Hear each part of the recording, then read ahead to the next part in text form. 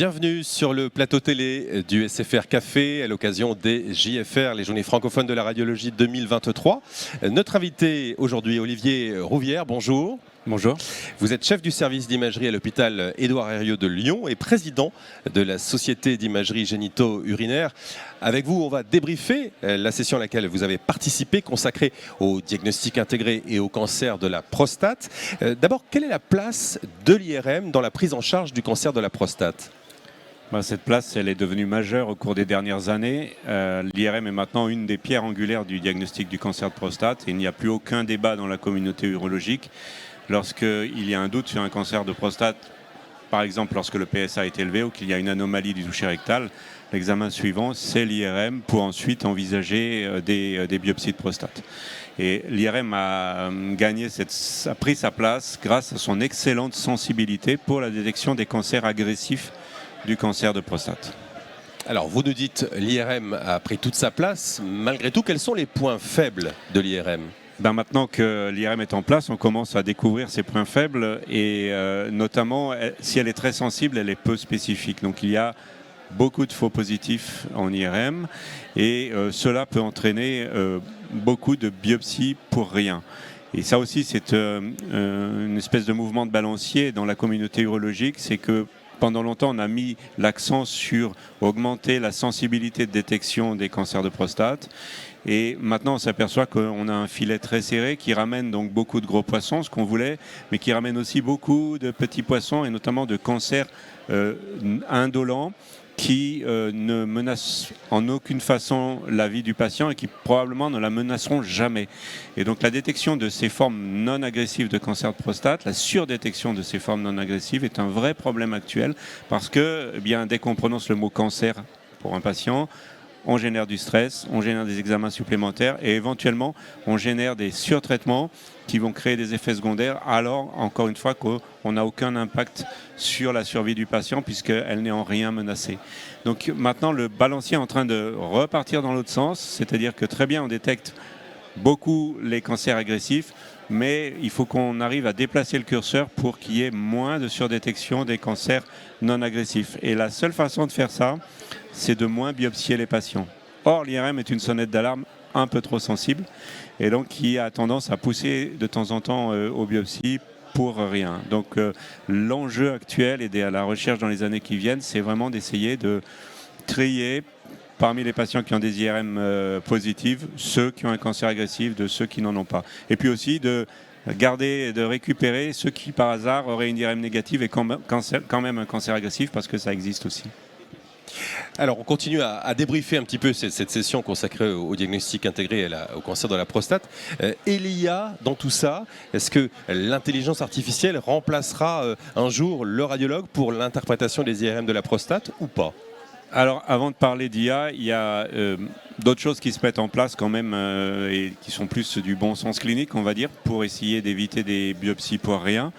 Et notamment, il y a pas mal de données maintenant qui sont très solides pour dire que l'IRM est très complémentaire de ce qu'on appelle la densité de PSA. La densité de PSA, c'est le PSA divisé par le volume de la prostate. En gros, on peut accepter des PSA plus élevés chez les patients qui ont des grosses prostates.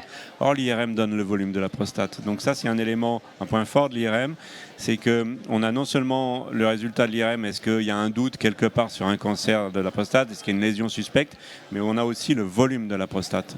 Et il y a des données vraiment très solides pour dire qu'il faut maintenant qu'on interprète l'IRM et la densité de PSA ensemble. En gros, si l'IRM est négative mais que la densité de PSA est élevée, peut-être qu'il faut biopsier. À l'inverse, si l'IRM n'est pas très positive et que la densité de PSA est faible, alors très probablement, il ne faut pas biopsier. Donc déjà, cet élément qui est tout bête, c'est loin d'être de l'intelligence artificielle, est en train de s'imposer. Après, l'étape d'après, et ce dont il était question dans la session qui vient de se terminer, c'était les calculateurs de risque, c'est-à-dire de dire est-ce qu'on peut faire mieux que la densité de PSA en prenant l'âge du patient, ses antécédents de biopsie négative, le toucher rectal, etc. Est-ce qu'on peut mettre tout ça, mélanger et puis avoir un risque qui nous permettra de décider des biopsies. Il y a beaucoup de calculateurs de risque qui sont en train de sortir. Certains sont accessibles en ligne très facilement. Leur gros point faible, c'est que le risque qu'ils vont donner dépend de la population sur laquelle ils ont appris. Si cette population avait plus de cancer agressif que la population du médecin qui utilise ce calculateur de risque, le calculateur aura tendance à surestimer, et inversement. Et ça, c'est un vrai point faible, on n'y peut rien. Alors on peut le recalibrer à sa pratique, mais encore faut-il avoir une idée du pourcentage de patients avec cancer agressif qui viennent dans une consultation, donc ça c'est compliqué. Donc ces calculateurs de risque, en apparence c'est un progrès. À mon avis, ils ne font pas beaucoup mieux que la densité de PSA toute bête, et le risque qu'ils donnent peut être un petit peu faussé, donc je ne suis pas sûr que ça soit l'avenir. Après, il y a l'IA. Et l'IA sur plein de domaines, d'abord pour interpréter l'IRM, on va dire à la place du radiologue, mais aussi pour intégrer les données de l'IRM avec justement les autres éléments cliniques, à la place de l'urologue quasiment, pour décider de la biopsie. Alors on n'en est pas là, mais les progrès sont quand même importants. Si on reste sur l'analyse des images IRM en IA, il y a beaucoup d'études qui sortent actuellement, qui montrent des performances qui sont assez bonnes, avec 2 points faibles.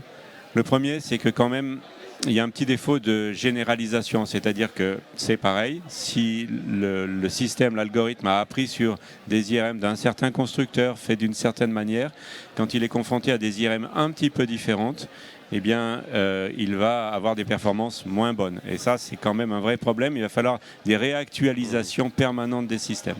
Et le deuxième point faible? Et le deuxième point faible, et c'est le plus important, je pense, c'est qu'il y a quasiment, il y a pas mal d'études qui ont essayé d'évaluer l'interprétation sans IA et l'interprétation ensuite avec IA.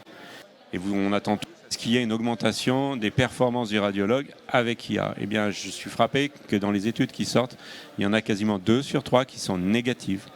Il n'y a pas d'augmentation de performance. Et ça soulève un problème qui a été discuté tout à l'heure et qui me semble majeur.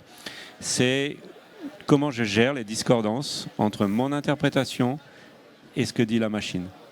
Et comment à la fin, puisque c'est moi qui vais signer le compte-rendu, est-ce que je suis influencé par la machine et je la suis tout le temps, même quand elle se trompe? Est-ce que je la suis jamais, même quand elle a raison? Et là, c'est quasiment un problème de psychologie. Et il va falloir qu'on essaye de standardiser ça. Et c'est, je pense, un des prochains défis de l'utilisation pratique de l'IA. Merci beaucoup Olivier Rouvière pour ce focus et merci à vous de nous avoir suivis fidèlement depuis le congrès des journées francophones de la radiologie 2023 organisé par la SFR. Merci et à bientôt.